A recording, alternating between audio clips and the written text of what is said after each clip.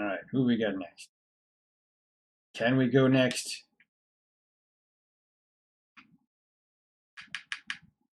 Menu is so difficult to navigate. Alright. Fresh from your most recent bout of gratuitous bodily injury and touching scenes of camaraderie, you soldier on. You've had a few setbacks, made a couple silly choices. Boy, do things just keep happening. But let nobody say that you, the main character, are incapable of growth and change.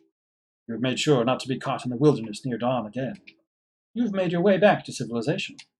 You can't wait to discover what new adventures await you. Adventures like friendship. Right. Fellas. Tagora Gorjek. Vikar Ratait. Tagora here. Tagora. You wander down a street in a not too demolished looking part of town, but you don't really take much of it in. You're not looking where you're going. This is an elementary mistake, especially on a planet where everything that exists seems to be on a spectrum of engineered specifically for murder to could be a weapon in a pinch, but you've got a lot on your mind. And now the car. These guys probably have some ridiculous word for it, but you haven't learned it. The car you hadn't noticed slams into you, sending you flipping head over feet. You add a few new concerns to your list, your bones and organs. The sound of the driver yelling, "Watch where you're going, lump squirt chugger," fades as they drive away, and you assess your situation. You stretch each limb in turn, which, you've got to say, doesn't feel great. You've landed in the bush, which is covered in sharp spines. Your arms and legs all still work, though. When you do an experimental cough, no blood comes out. Pretty lucky, you think. You may have redefined what luck means by this point in your journey, but you'll take what you can get. You don't figure that luck will extend to the driver turning around to help you out of this bush. Your gazes meeting and sparking an immediate and intense connection leads to a beautiful, lifelong friendship, but you let yourself hope. After a few minutes of struggle, the answer to your comradely daydreams comes into focus above you. A figure outlined by the spiny leaves of your plant prison and the glow of the moons. The troll you see isn't the driver of the car, but you don't care. Your heart is beating wildly with your continued lucky streak. Oh, wow. Hello. You seem to have fallen victim to a colliding scamper with that scuttlebuggy back there. Have you contacted your personal legislacerator? If not, I'd like to offer my services. Oh, is that... Am I being charged by the second for this? My name is Tagora Gorjek, but please call me Gorgor. I'm here for you, for a nominal fee, of course. He pulls a business card from his sleek teal vest and offers it to you with a precise flick of the wrist. His claw beds are perfect. You try again to sit up, buoyed by his offer for assistance. He's some type of doctor, maybe? Or lawyer? It doesn't matter, really, because he said he was here for you. Those words go right ahead and burn themselves onto the softest chamber of your heart. You start telling him your plight thus far, reaching up through the brambles towards this beacon of hope. This guy seems trustworthy, and that's not just your lack of options talking, you swear. As you shift, the moonlight shines on you. He steps back briefly, dropping the card. The one eye that's not covered by a swoop of product-infused hair opens wide. He recovers, smoothing his hands down his chest and straightening up, clearing his throat as you continue to explain. You're what? Oh yes, an alien. I knew that. I've done work with aliens before, so your situation shouldn't be an issue at all. Alien legislacerations stipend. Everyone deserves an equal opportunity to be represented by me. In fact, we may be able to use this in our favor for a larger cash settlement. It all depends on our angle. Here, try moving your chug column. You aren't sure why this is necessary, but you wiggle your torso, hoping that's right. You've never wanted anything more in your meager existence than to follow this specific directive perfectly. No, not that. You add a little hip jiggle. Not so much that you might think it's a come on, but enough to say, hey, I'm friendly, and I know what the fuck I'm doing. No, you're... the thing that holds up your think pad. Work with me. Infusion emolument. You continue what you hope is part of a troll friendship ritual, shimming various parts of your anatomy deeper into the bush until you get to your neck, and he clasps his hands together. There we go. That one hurt, didn't it? Definitely a case of column snap, which can get us a decently hefty restitution. Your neck feels fine, or it doesn't hurt any more than the rest of you, but you give him what you hope is a convincingly painful nod of agreement. Of course, you will need to front the initial legislaceration costs. We may also have to injure you further to ensure our case is convincing, but you've got to break a few cluck beast embryos to make a grublet, as you well know. Yes, I think we may make a mutually beneficial team if you're willing to do what it takes to bring about the justice you deserve. So, what do you say? How would you like to help me help you? He's talking really fast, and you're not sure exactly what to think about your lack of funds or the idea of breaking any more bones, but that smile is sharp and shiny and pointed right at you. You want more of it. Yes, pro bono work. That's going to happen. You thank him profusely for his offer to help and explain that while your situation hasn't exactly left you very rich, you'll pay him back in glorious friendship, the most infinite of resources. You lay it on thick. He seems like a guy who can appreciate a good deal when he sees one, and you can't imagine a better deal than this. You reach both arms up, waiting for him to scoop you up out of his pain plant, like a gentle baby you are. Sorry, I don't do charity. Such a shame, too. I was hoping working with an alien might make for a more interesting day than usual. You're not worth it. He turns on his heel and walks away, his high ponytail swishing behind him. Friendship is not a currency.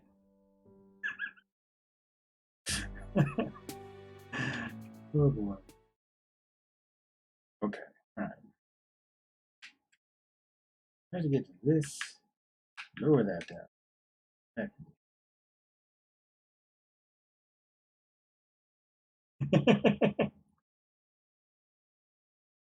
Alright.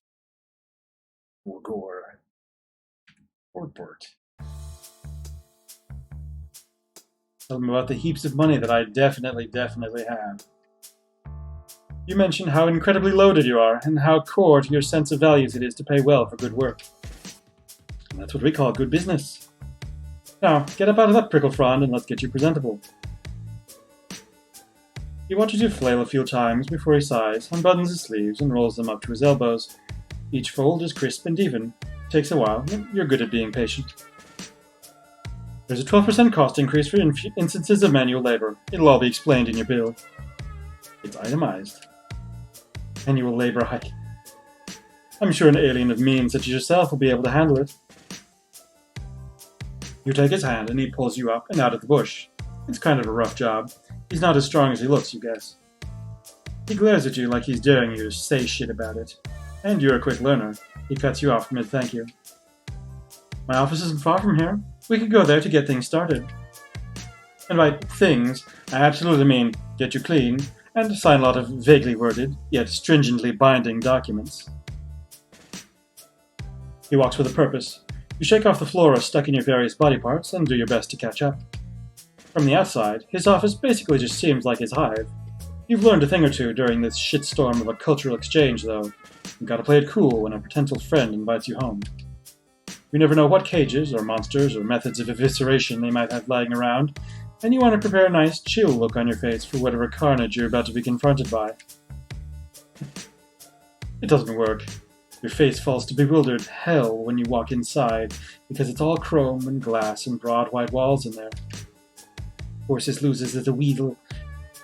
It's like he bought the fanciest looking crate and barrel display room he could find, down to the last useless minimalist accessory, and then never sat down in it. Is Lucius a ferret? Okay, sure it's a ferret.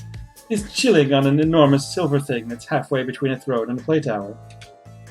Everything is clean and bright and at perfect right angles, and you don't see any weapons anywhere. It's fucking creepy. You ask him if he just moved in, because polite conversation seems like maybe the best thing you can do. In the absence of something specific to focus your fear on, you're just sort of a little afraid of everything. You're not paying me to learn my life story. Unless you'd like to. In that case, no. I've lived here most of my life. I'll go ahead and add that to your bill. Life story installment. You stare at one of the chairs. Should you sit in it? By all means, do not make yourself at home. Head straight to my ablution trap while I prepare our contract. You really want to connect with this guy, and you like how you just vibed there, where you were thinking about sitting your bedraggled ass in his fancy chair, and he could totally tell you were thinking it. But you don't want to be friends badly enough to walk straight into something that has the word trap right there in its name, without at least pondering it for a second. You've become savvier doing all this. Entrapment, please. Take a goddamn bath. Well, yeah. You tell him you would rather stay away from any and all traps, if that's alright. You mention that you think that's the better move for both of you. Something tells you that this guy wants to know what's in it for him. Probably all the times he said explicitly that. You do have that vibe going, after all. He taps a claw on his chin and looks you up and down. He takes his time. You try not to blush, no matter how exacting his gaze is. You present a solid case. Your whole look is more than a bit repellent, but it may make the pitiable lost alien angle more emotionally effective if you still look like you just got run over. Frown. It takes you a second to realize he didn't just say his physical emotive response instead of doing it with his face. He's giving you a direction. You stick your lower lip out and try to look as pathetic as possible.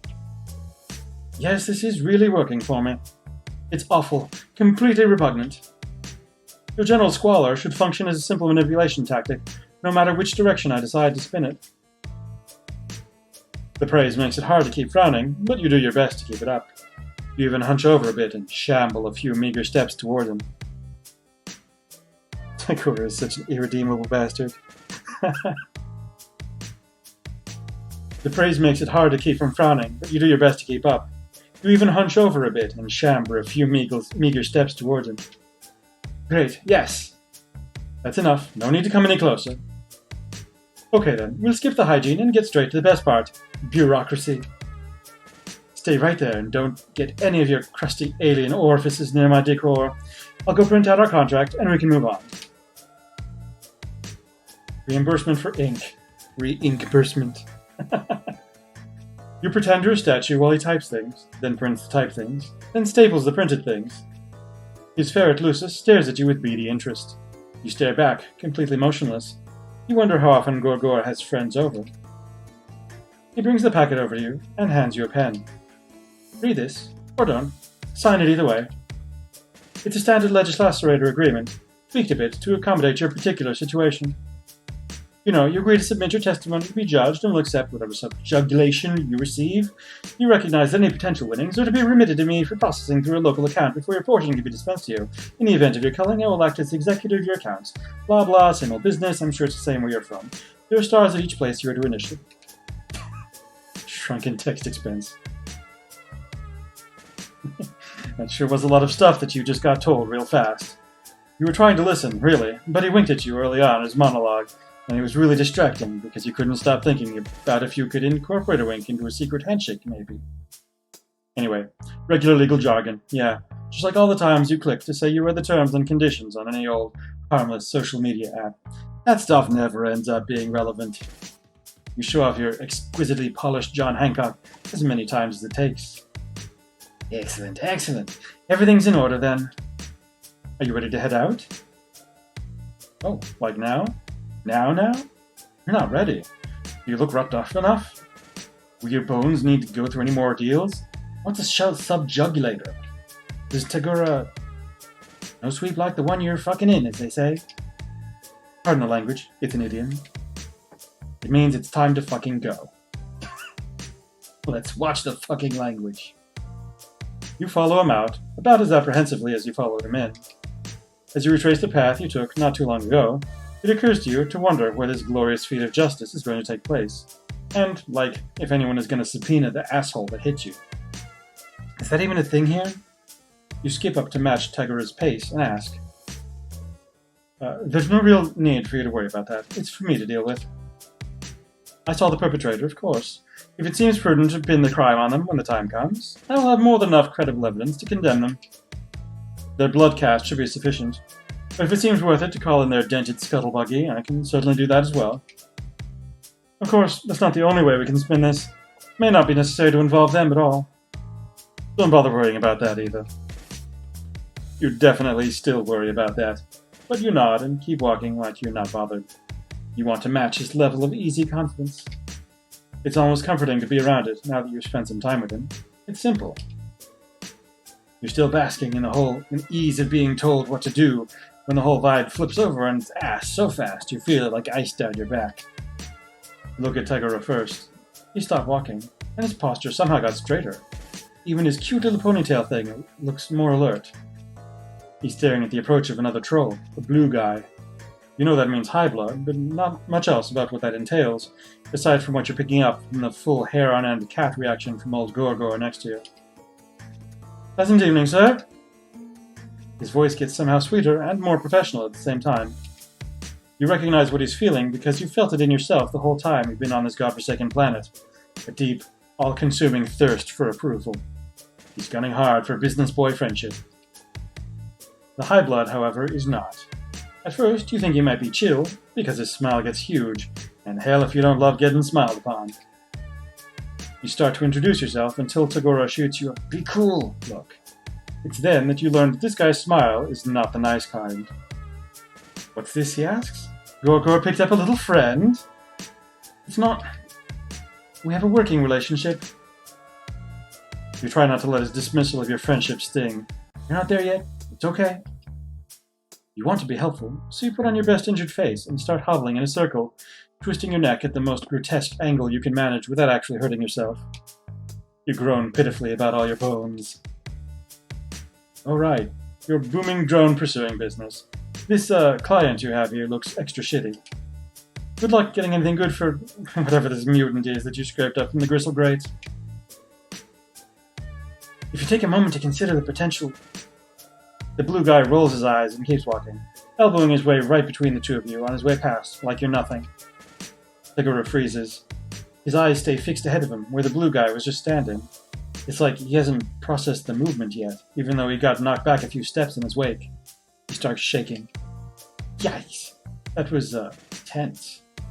You want to say something reassuring to Tagora, but he has kind of ascended into another plane of existence. Maybe a nice, reassuring pat on the shoulder will help diffuse the mood? You put a ginger hand in the mere vicinity of his body, and he whirls to face you, eyes narrowed and breathing heavy. You snatch your hand back fast. Mistake! You have any idea how rare that networking opportunity was? Do you realize what you...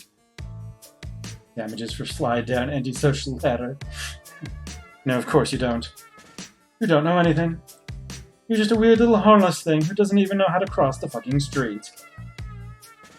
Turn a swear jar. He starts laughing all high-pitched and weird. Up until now, he seems so slick and thus so unflappable that Gorgor is hard to reconcile with the one pacing back and forth, hollering and grabbing at his face. He's pretty goddamn flapped.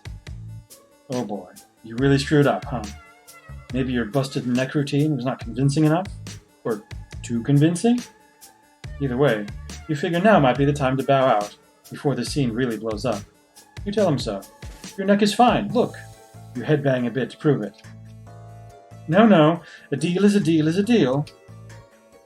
He breathes in slowly through his nose. All right, Gorgor, remember your mantra. He closes his eyes. After an awkward minute of watching him whisper something unintelligible to himself, he opens them and immediately starts up that bonkers pace again, so you skedaddle to catch up. He keeps talking, though by now he's just talking to himself, with you as an eavesdropping barnacle with really slow legs. Little manic giggles bubble out in between his sentences. We're headed toward justice, all right?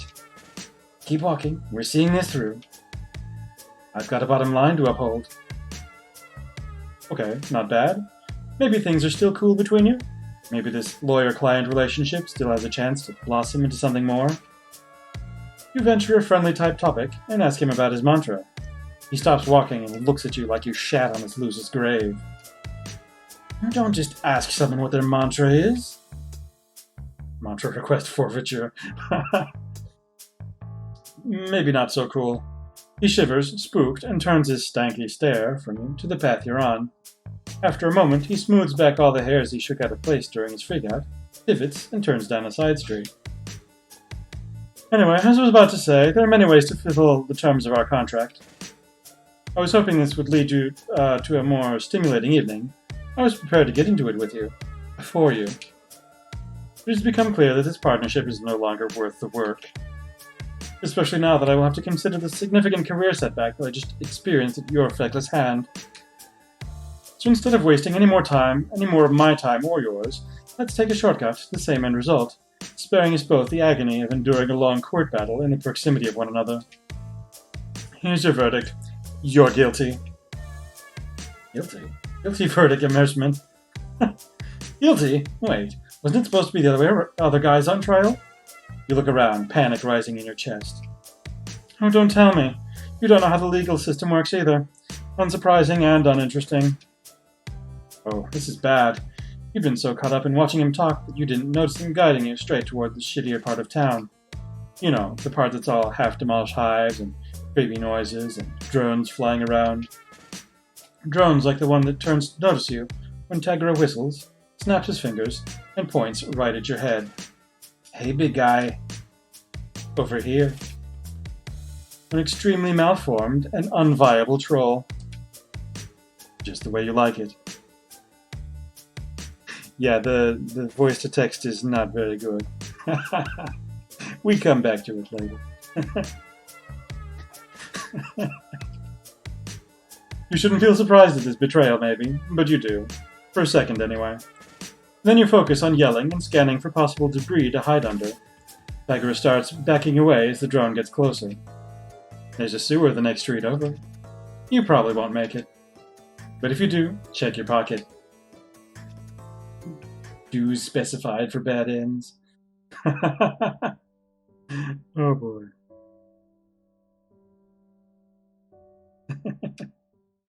Alright. Let's try that one again. Alright. If again we can work the poor menu. Alright.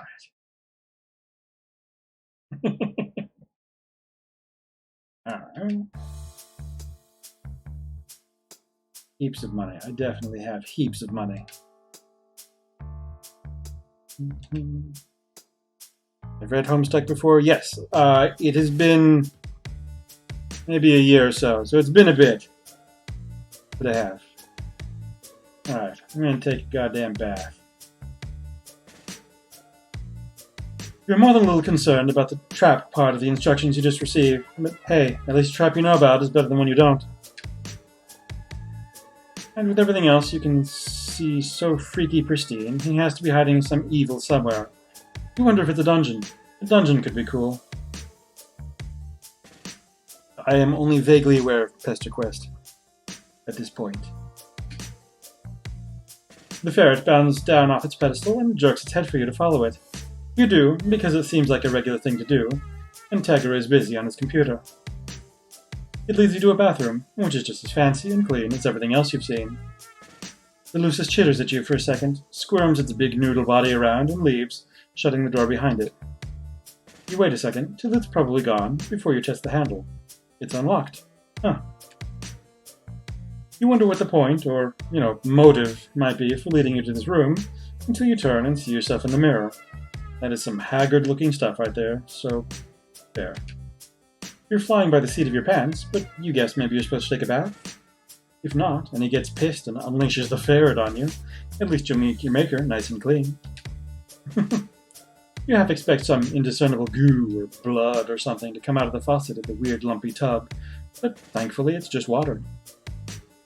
Once you're in, you take a look at the truly inordinate amount of bath products you have at your fingertips. 1 second here. It's not gonna work. There are 3 shelves of little bottles and soaps and unidentifiable lathersome accessories by the tub alone. There's even more by the mirror. The labels are all gibberish, of course, but you sniff a few until you find something flowery and go to town. You take more time than you should in there, but you haven't experienced a moment of luxurious solitude in a bit. Full-time friendship searching can be difficult work. It's good to recharge. Once you're freshly scrubbed and dried, you slather yourself head to toe with some lotion you find in an iridescent vial. You hope he won't mind you using it. He wants you to be presentable, and the stuff is sparkly. You're starting to feel rejuvenated as hell, ready to knock this friendship stuff right out of the park. You leave your dirty, torn-up old clothes on the floor, and wrap yourself in one of the many satin bathrobes folded on a shelf, and head back out to find Tagora. He's standing in his foyer, waiting with the contract he typed up for you. When he sees you, his eyebrow ticks up. I see you went with the Rainbow Drinker Serum full-body application. Bold choice. I mean, it's an incredibly rare and expensive product, and I do expect to be remunerated, but I won't lie, it works. Crush, fresh handmade troll cosmetics. Yeah, sure, that stuff. You don't want to let on that you don't know what it is, since he seems impressed. Instead, you give his ego a little stroke and tell him you hadn't seen such a sumptuous array of self-care accoutrements in so long that you couldn't help yourself. Not everyone takes skincare as seriously as they should. I assumed you were taking forever in there because you'd gotten lost or didn't know how to use the evolution trap. I hadn't considered the possibility that you were just doing the regimen. Noted. Rebate for impeccable skincare. Wow. You hold your arms out to admire the well-hydrated sheen you've got going on. This time, you're not really even bullshitting. It just does actually look pretty good. Tagora seems like he's struggling. He keeps opening his mouth to say something, then changing his mind. He's clutching the documents in his hands like a flotation device. He looks down at them, then back at you. I typically only use that particular product to highlight my cheek blades, but there's no real reason you shouldn't apply it more liberally, especially if cost isn't an issue. It's a little drastic for my personal style, but there's a certain unorthodox glamour to it. The next bit looks like it hurts him a bit to get out. Would you like to step outside to see the full effect? You bet your ass you would.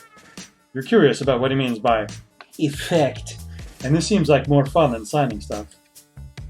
He places the documents down on his desk like they're made of glass, not paper. He looks up at his Lucis, who just sort of tilts its head to the side. You look away and give them privacy to do whatever eyeball communication is going on. After a bit, Tagora clears his throat and heads towards the door.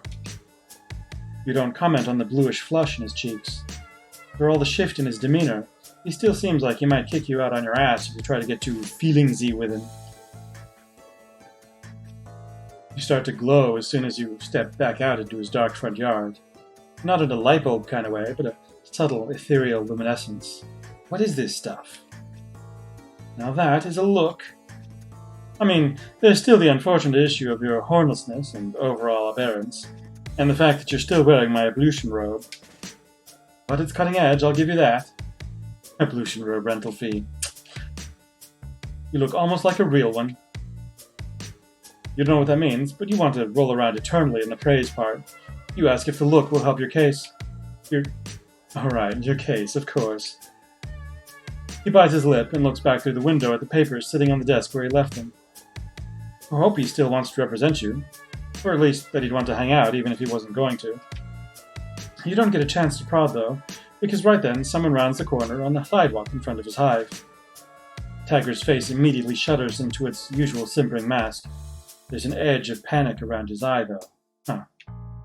Wow, Gorjek, what have we here? It's a blue-themed troll, which, if you remember right, means he's a fancier guy than Tagora. He's grinning like Troll Christmas came early. You can feel Tagora vibrating out of his skin next to you. Who even is this guy? When he gets close enough to get a good look at you, he jumps and screeches. What the bulge-boiling fuck? Tagora is frozen, the corner of his mouth pulled back to show his teeth. The new guy is ignoring him in favor of noticing that you're dressed in Tagora's monogrammed leisure wear, if his look of fascinated horror is anything to go by. You don't really know what makes you do it. You should wait for Tagora to get himself together and do the talking, but you're riding the high of him almost seeming like he was enjoying your company. Plus, nothing boosts confidence like looking like a beautiful, spooky angel. So you toss your head, put on your best fancy guy voice, and say, what, never seen a real one before? You're placing all your chips on this guy knowing something you don't, but when his eyes get huge and he starts stumbling over himself to back away down the sidewalk, you know it's paid off. Tagora blinks, then jumps right in, picking up directly where you left off. Surely someone as well informed as yourself knows a rainbow drinker when he sees one. The blue guy doesn't respond with anything more coherent than a string of yelps as he hightails it back the way he came. When he's gone, You turn to Tagora and ask him, super casually, what a rainbow drinker is. He stares at you in stunned silence. Are you telling me you didn't know? You nod. And that you ran with it anyway, exploiting the fear you picked up on to turn the tide of a delicate encounter to your favor? You shrug. Guess so. You tell Tagora you hope his friend wasn't too freaked out. Friend? No, I hate that guy. There are simply times when being liked by your betters is helpful. Though, technically, fearing me is just as good. Better, maybe. So, you know. Thank you. Tagora's laugh is soft. It's not a sound you expected to hear. He's happy because of something you did. You can't help it. You start laughing too.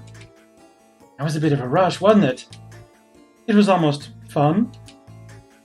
I certainly didn't see it coming anyway. I underestimated you. He gives you an appraising look, then takes a deep breath. You're so nervous all of a sudden. You feel unbalanced, on the precipice of what he might be about to say. From one prevaricator to another, I will let you in on something. I haven't actually encountered an alien before. Surcharge for truth revealed. Oh, sweet relief. You tell him his act was airtight. And as long as everyone's doing the truth thing, you admit you lied a bit too. You aren't actually rich. Yes, that's clear now. You have the invaluable ability to fake it, though. That's potentially much better. Why don't we put your case on hold for the time being? You wouldn't have enjoyed the outcome of our legal system anyway. We can find an altered means of you working off your debt. I think we may make a better team than I previously anticipated.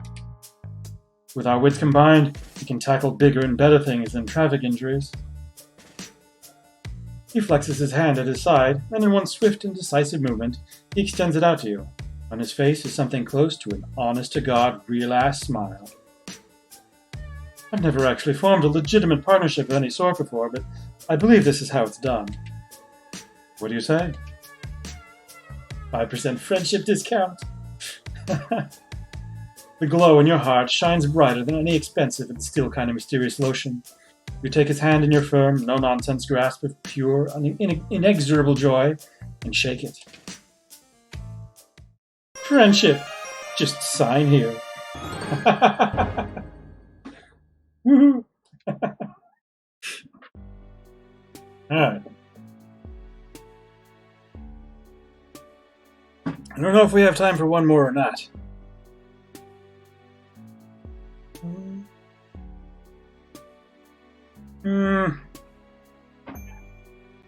Yeah. We'll end it a little earlier today, because we got some stuff we got to take care of here at home. Thank you all for hanging out with me. We'll be back with more of this tomorrow. And yeah. Y'all have a great day out there.